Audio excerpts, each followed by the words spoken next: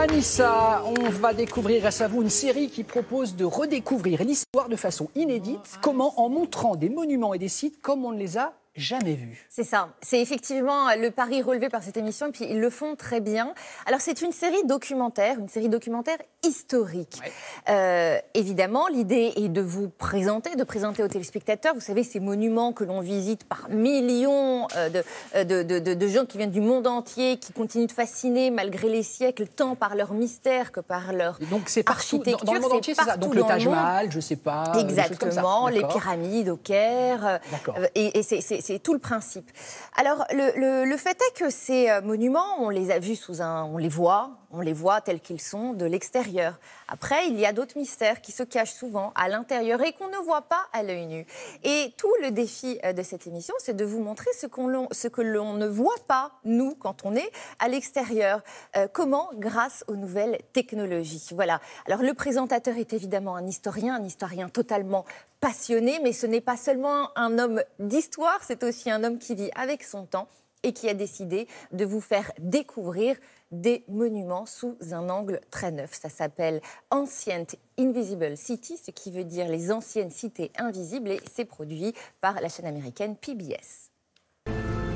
Cairo, the gateway to ancient Egypt.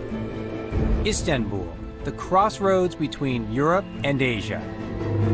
And now Athens, the birthplace of democracy.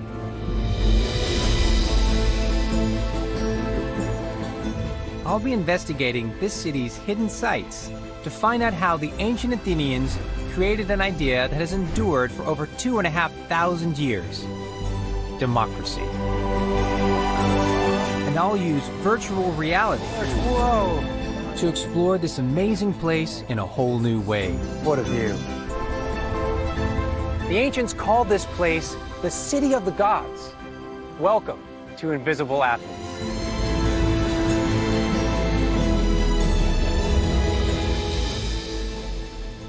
Ça fait très envie, hein. Eh ben, c'est fascinant. Wow. Alors, mais oui, ça fait envie parce que là, pour la peine, vous êtes dedans. Ouais. Alors, on aimerait presque avoir une petite application qui nous permette de le faire à domicile. Alors, ils arrivent à faire ça grâce aux dernières technologies de balayage laser. C'est quand même un gros investissement, si vous voulez, de matériel.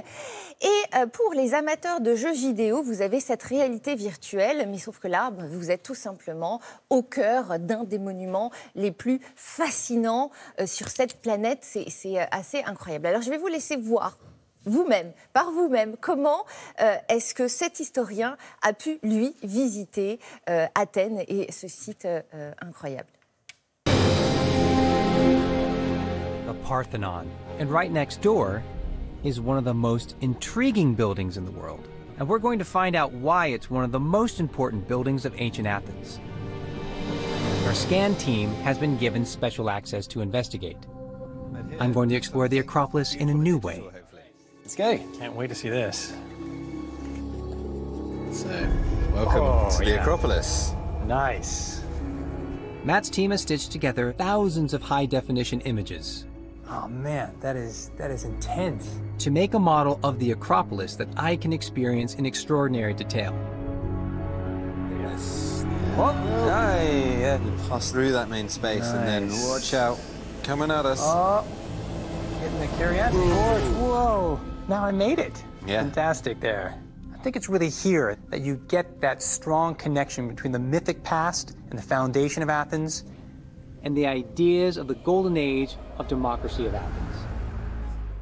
Ce qui est génial, c'est qu'on peut se prendre pour le passe-muraille de Marcel Aimé. Là, on passe à travers les murs. Totalement. Alors, ce qui est fantastique, déjà, d'une part, c'est que vous attirez un nouveau public vers ce genre de documentaire. Ensuite, évidemment, ça a été un carton, vous doutez bien, aux États-Unis, au point que c'est également diffusé en Angleterre en ce moment même.